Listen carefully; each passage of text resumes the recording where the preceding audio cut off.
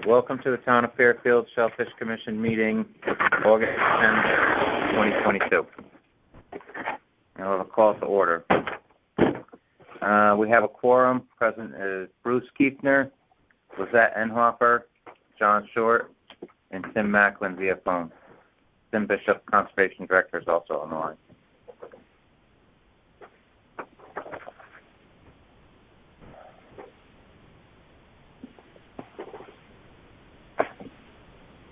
We'll go for the approval of draft meeting minutes for a meeting of July 13th, 2022. Did everyone have a chance to look at those? Yes. All Any good. corrections, changes?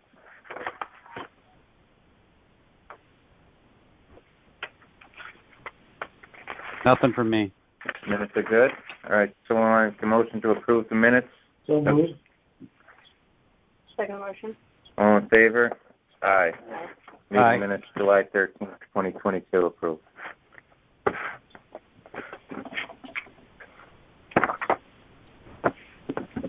Committee reports.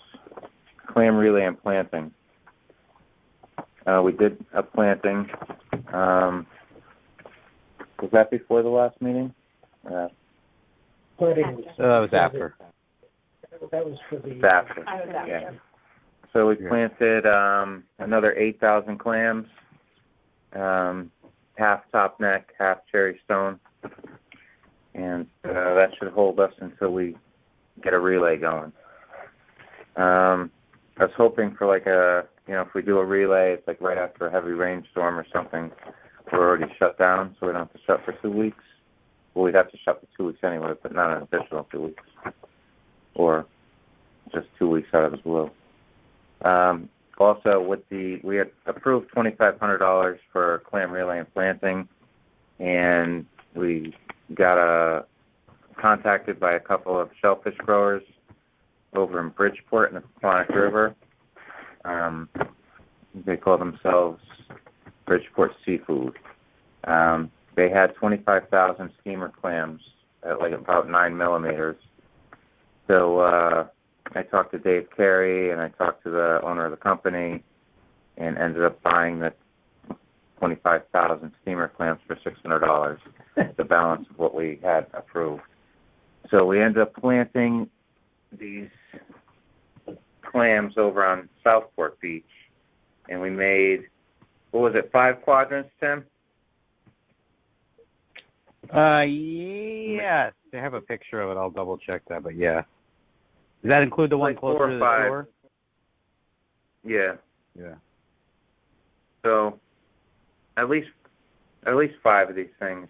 They're basically 14 by 14 squares that we scratched and threw the steamers on.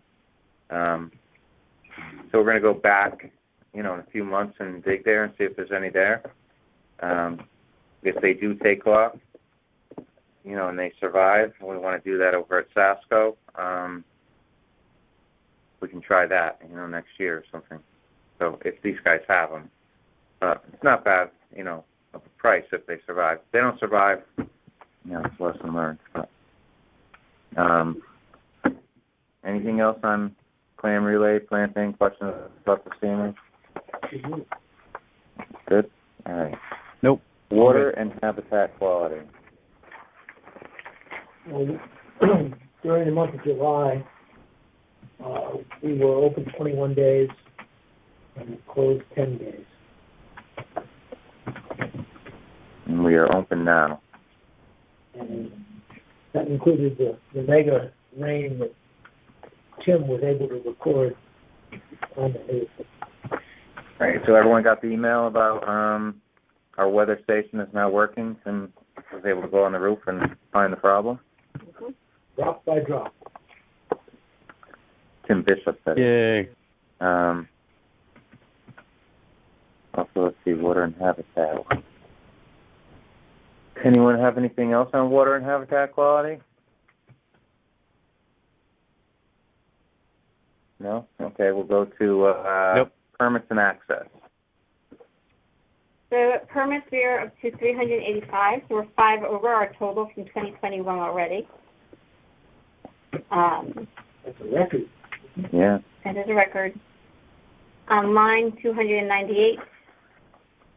Stamp like 10 via mail, 77. Looks like the online is the key. This doesn't show walk. This was a walk. No, we've been putting walk-ins as mail. Okay. I don't know why we didn't make a separate one for it. Okay.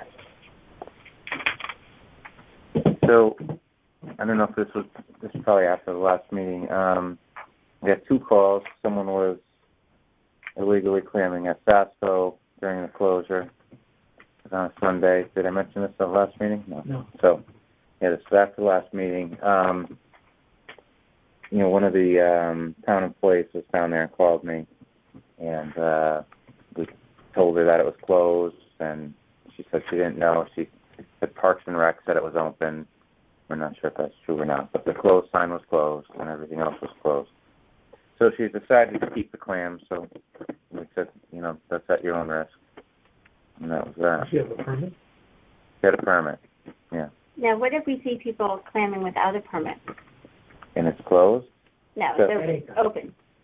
Like I was there this weekend. There was a gentleman And he who said he didn't have a permit? I did not see any permit. He was using a cooler, like a soft Oh. cooler, and he was out there with his hands just. You could just Full walk of- up to them and ask them if they have a permit. Right. Yeah. My husband was And if not they allowed don't, to. then... Eric was like, no. You'll We've done embarrass it him. before. Like, You know, and then someone else. if he's someone just like asked catching us- them and bringing them up to the shore for kids to play with or something. They started filling the cooler. Oh, they're filling it for? They were filling the cooler. Yeah. And then someone actually asked Eric if anyone ever checks for permits. Well, so we can check for permits. There's nothing we can do if someone doesn't have a permit other than ask them to leave. So we've, had in the past had people dump their clams out and stuff like that.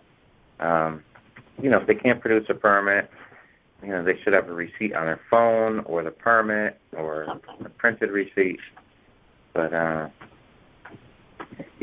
that's all you can do is just tell them put them back. We can't give out tickets. Right. You'd have to call And the DEP. no one ever comes down and really checks people. No, Okay. because it's the DEEP's job or DEP's job, and on the weekends it's jam packed there. And I saw maybe 2 years ago was the last time I saw someone there checking, and then I got checked 3 or 4 years ago. I say it's 10 years, Eric, and I've never been checked. And I couldn't find my permit. Right. So she doesn't believe that I'm the chairman, and then it turns out it was around my neck the whole time. I had put a sweatshirt over it, and I forgot. Oh my God, that's so funny. Because it swings forward usually. I've seen the deep people down at the tide mills with the crabbers. For the crabs, yeah, that's easy. Yeah. Going to Sasco is like a But different I ordeal. try to encourage people. I haven't seen anything, but it's not expensive. But Right. I always have but we it. do it. But we work hard to maintain this, and we'd like everybody to contribute. Right. And if you're not contributing, you're abusing the people that are. Okay. Right. And that's how I was trying to explain to people Yeah, you're that taking away from the fee from the 384. permit goes to replenish and help rebuild the beds. Yeah, and it was easy pickings lately. It was easy picking. Yeah.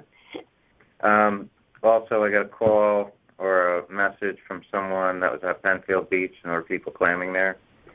So I told her to tell the lifeguard to call him in, tell him there's no clamming, and she did that. And then Tim Macklin put up 2 signs, one on each side of the beach, I think, Tim.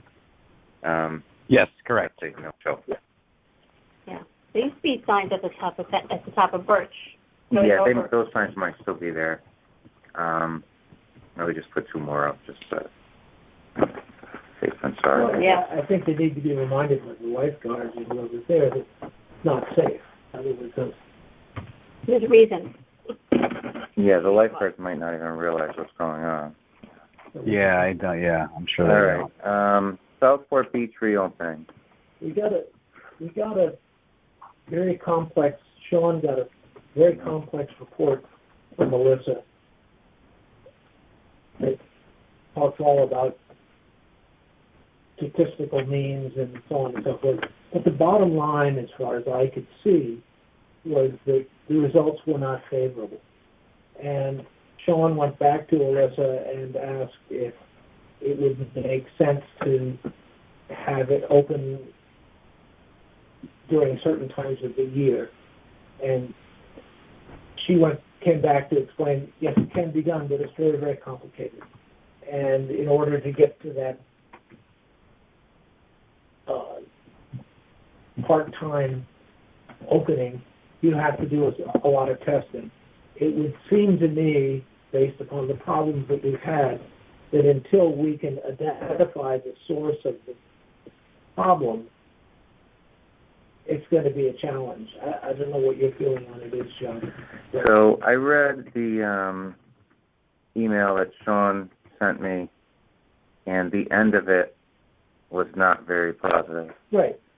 Oh. That even if you look, we didn't have the requisite number of samples in the course of the year, because there are 4 or 5 stations. They want you to have a sample, a minimum of number of samples from each one, and we didn't meet the minimum criteria, and then it became a matter of, well, even if we had, the results didn't look good, but even if we had more, they wouldn't be much prettier because the numbers were not marginal. Right. So the last sentence in the email that Alyssa sent is, but I am not sure this effort is going to pan out. So, we did this in 2015, I think. We did the 15 samples. Bob Billick and Sandy Wakeman did it. And, there was no shot at it then. So we tried again, but nothing's been fixed with the amount of coliform bacteria coming out of Mill River. So I know that. So it could be either one. They feel that it's Mill River from the past discussions with them. Sasco Creek also eddies around Sasco Beach or Southport Beach, and then the Mill River comes out and sort of drifts right across. There is going to be some smoke testing coming up, but there's only going to be a small amount in Southport, and it's further up. So, Tim, do you know anything about the smoke testing? Yeah. I could send around some of the documents I have from the consultant. Also, with respect to those rivers, I have data from Harbor Watch showing that they're significantly better than Rooster River / Ash Creek. So as far as their frequent E. coli and bacteria water quality testing. Yeah. I was wondering if they were going to continue or just do the areas they showed on the map. It would be nice if they could get down in the Mill River area. Because we've been, and I know from the highway bridge down is a real hot spot there. But, all right. I can reach out to the contact corresponding with. Okay. Has anyone ever seen when they do the smoke testing? So they cover up all the manholes, all the storm sewer, and then they have one open, right, Tim? And they pump a ton of smoke in there, and then they look through the neighborhoods to see if any smoke's coming out the vent pipes for the toilets. And if it is, then it's connected to the wrong place. So, you hope they don't find them, but you kind of hope they do find them so they can be fixed. Some places, if you have downspouts connected to the sewers, right, that's what they're looking for too. They might. They don't want stormwater going into the sanitary sewers. All right, we're going to go on to commercial shellfish regulations. Just no report. Oyster bed development. So we already reported we planted shell. The spot collectors are in. Tim's still collecting plenty of shell. This month is the Milford Oyster Festival. There's an opportunity to volunteer down there if anyone wanted to at the Sea Grant booth. I know they're looking for one more person. We'll be collecting the shell from that event and putting it in a pile. All the shell, not all the shell, but the shell that we recently put into Ash Creek and the spat collectors have oysters all over them. So that's a good sign.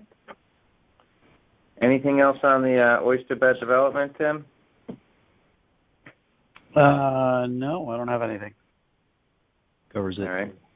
So when I was seeing steamers to the left of Costco, there were a lot of oysters. Yeah. A lot of nice ones. Mm-hmm. Some really nice ones. Oh, well, that's So- good. Is the most that we've ever seen. Really? Yeah. Yeah. So they started forming. I Were they think, loose or? They started putting. Yeah. Some were loose. There were quite a few that were attached to mussels. Interesting. I haven't seen that. And then there were some on some rocks. Let's check But the there- next it one. It was interesting. It's like really, we'd never seen that many over there. So we noticed they were forming over there. Well, last 2 years. Yeah. So that's why we did put. Yeah. In the rocky area. Like down where the steamers are. Put some shell over there and some oysters over there. So we'll keep an eye on it. All right. Communications.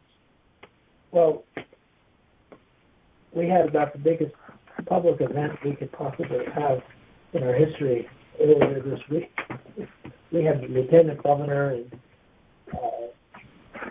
the head of the Commissioner of the Department of Agriculture and state representatives and a whole slew of people who... And we had someone from I think the Bureau of Agriculture, federal government. Right. The Pew Charitable Trust, 2 people from there. The head of the Department of Agriculture, the head of the Department of Aquaculture, bunch of Sea Grant people, like you said, the Lieutenant Governor, a couple state representatives, Jennifer Leeper and Kristen Vahey, and there was just quite a few people there. It was nice. Tim Bishop was there. So myself and Tim Macklin were asked to help out we set up our tent there and put out all the information about our shell collection and our spat collecting and all that, some bags of shell. And then after the event, we took people out towards the marsh and showed them what's going on out there. It was beautifully done. It was very hot. But, there were 2 TV stations there, Channel 3 and Channel 12. Channel 3 had a several-minute piece on it, and Channel 12 was significantly shorter. But it was really good PR. And Tim and John did a wonderful job. They really had oyster shell with baby oysters on it that you could look at. And same thing with the trees. Yeah, the press coverage is pretty good. Like you said, 12/3, and then we're on the front page of the Connecticut Post yesterday. When's a good way to share that on the Facebook page or something for people like... Sean put one post I don't up. get Channel 3 or Channel 12. No, well, we could post that, I guess, put 2 links for that. Yeah. Well, Sean... I haven't seen it come up on Facebook. But Sure, I posted one on Facebook. all right. Yeah, and Tim sent out the links to both Right. of those, so you can see it. Right, so I'm just saying for like general Yeah. people who So don't Sean sent out the news who story. don't have the channels because Yeah, they have I don't, you know what did he link to? Was Sean sent out the news story for the hour, the Norwalk hour. article. But not the news coverage. Yeah. So we can send out the news coverage on that. it might be. But it definitely highlighted what we do, and Tim got some good airtime on Channel 3, and I got on the front page of the paper. And you spoke. I got to speak, which I didn't think I was speaking, but they said my name, so I had to say a few words. And you had the great shirt. Oh, yeah, so we'll talk about that in a little while. Anything else on communications? I think that was about as good as it gets. Yeah, all right. Downwellers. we did a cleaning on the downwellers. We planted, so Sean showed up, Lizette, myself, Tim, and were there any other volunteers there, Tim? My husband. Eric and Hofer? Yes. Yep. Mm-hmm. And, we got everything cleaned and planted a bunch of oysters down at Sasco. We wanted everything nice and shiny for, some of the people that came to Monday's event, and everything was good. We'll probably wait for them to grow a little more and then plant the rest and shut the system down for the year.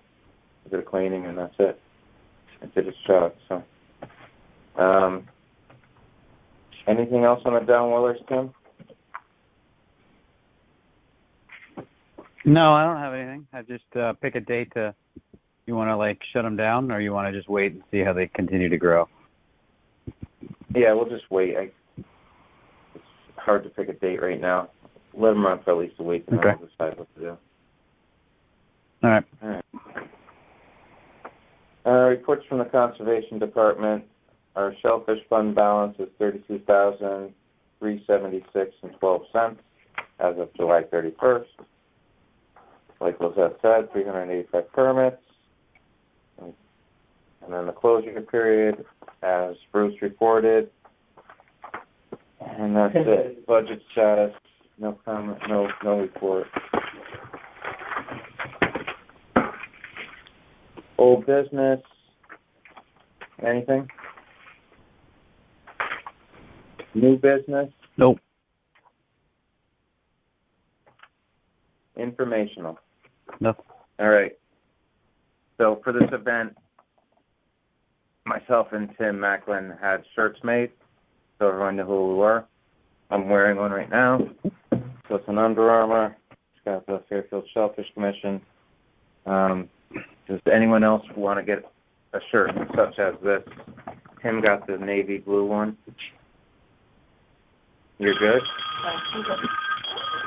Bruce? Oh, All right. that's a great color. So we'll just send out an email and just have a picture of the shirt, and everyone can send in their size. I know I normally get a large. I got a medium. Fits pretty good, and I don't think these things shrink. They're Under Armour. So let me know, and I'll pick up whatever, either teal or navy blue. And do you want a different kind of shirt, maybe, with the printing on it? Oh. So when you're at an event or something, or down clamming, you can wear the shirt. Oh. But you want a badge? I'll think about it. Send me the info. I'll think about it. All right, so we'll send out an email. They're nice, though. They're nice to have. We probably need them. We probably should have business cards, too. But other or informational, the Milford Oyster Festival is August 20th. I've never been, but I think people have a good time there. Fun. So.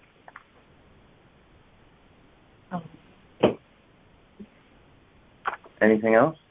Is there anything that we can do? You mentioned the aquaculture school and knowing people there. You also mentioned perhaps a scholarship. Yeah, so the aquaculture school, I met the director, and then we met down at Norm Bloom's Norwalk facility and did a tour with him down there. I couldn't go on the boat that day. I had to go back to the office, but so he wants to collaborate somehow with us. And one of the teachers was there, the one that showed up at the spat collecting when we broke off the oysters. Yeah. And she said they have access to 10 of these bottom cages, but I don't know. Me and Tim kind of talked about it while we're cleaning the downwellers. Is we could give them some oysters maybe to put in the cages if they were willing to keep the cages clean, and then when they're when they're over 3 inches, we can just put them right on Sasco when we do a relay, because I think they're in restricted relay over there. So I have to go meet with them again, I guess. But, so that's going on. And then the scholarship thing, it would be for the awards night at Ludlow and Ward, I was thinking, and just whatever, if people were to donate to it or something, we can't really use the Shellfish Fund or the town budget for something like that. So we'd have to try to get a donation, but, it's a nice thing for a kid to get, and it could be someone that went to the aquaculture school. I know my daughter got she got an award. It was like $700. It's nice for. Or if they're going to pursue, even they go to aquaculture school, if they're going to pursue. Right. So people would apply for it, marine and biology in college. they'd write up an essay or something, and we'd look at them, and then pick one. I think that what we do to the right kids, whether or not they're Ludlow or Ward or the agriculture school, is interesting. There's a right.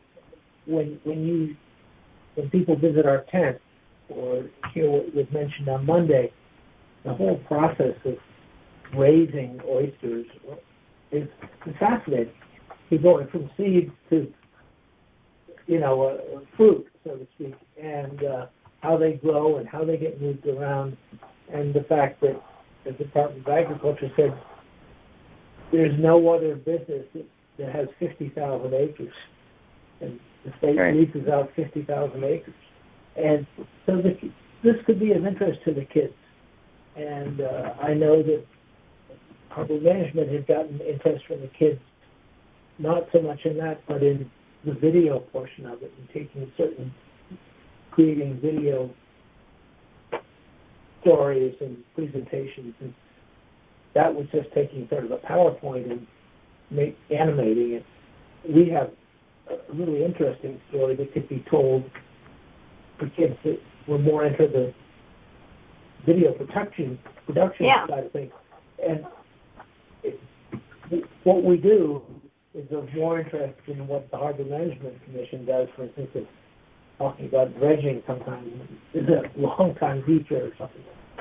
So I think we've got a great opportunity. I'd be happy to work with you on that. All right. I'll find out who puts that together for the schools, that awards night. And possibly the magnet school, Churchill Wheeler. I don't know, because they're a STEM facility. Yeah, so they have an awards night at each school, and I don't know how many. There's like 30 of them now, at least. Some of them are $15,000 scholarships. And Yeah, then, Ski Club is like $15,000. Yeah, some of them are $250. My daughter got like $500 just because she's part Hungarian. Like literally, that was what it was for. Yeah. So, but it's fine. There is that, and then. Yeah, the kids they go in and they fill out a questionnaire. So it may say like, study marine biology. I'm interested in this. Like they just have a list of things. They check things off, and I didn't know. Then they kind of filter it out to different people who decide. Or if that... A teacher might mention it to a student, I think. Or if there's people that actually... They encourage all the kids to apply to this scholarship. Right. So they'd have to look at, like, a list of them. I don't know how they divvy up, really, who gets the scholarships, but I think I know someone who used to be involved, and I can reach out to her. Don't the awarding entities, aren't they the deciders? I don't know if they all are.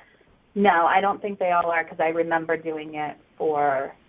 PTA, and I don't think the PTA decided who got it from the school, like the Holland Hill scholarship or whatever. Softball, we do it for softball. Commission does it, and when that happened, email went out to every girl who's ever played softball, and they could submit.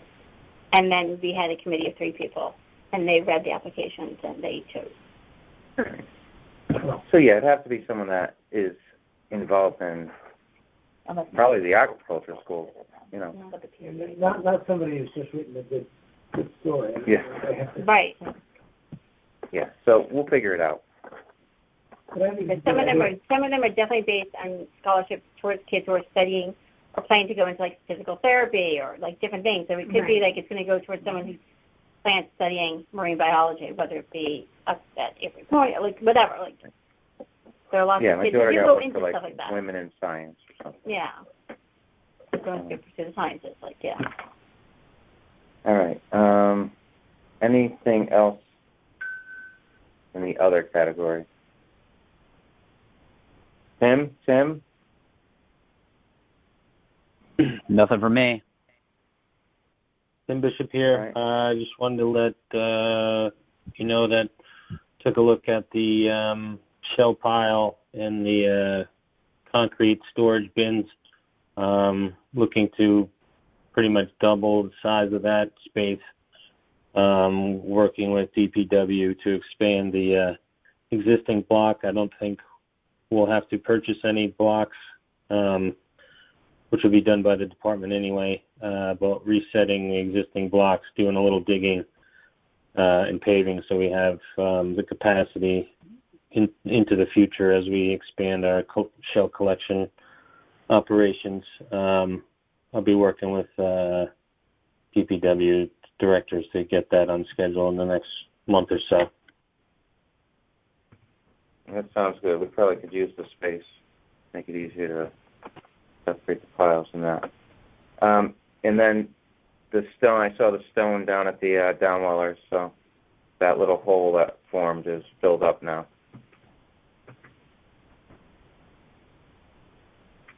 That's great. No public tonight, so who wants to make a motion to adjourn the meeting?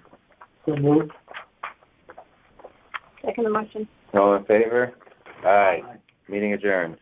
Aye.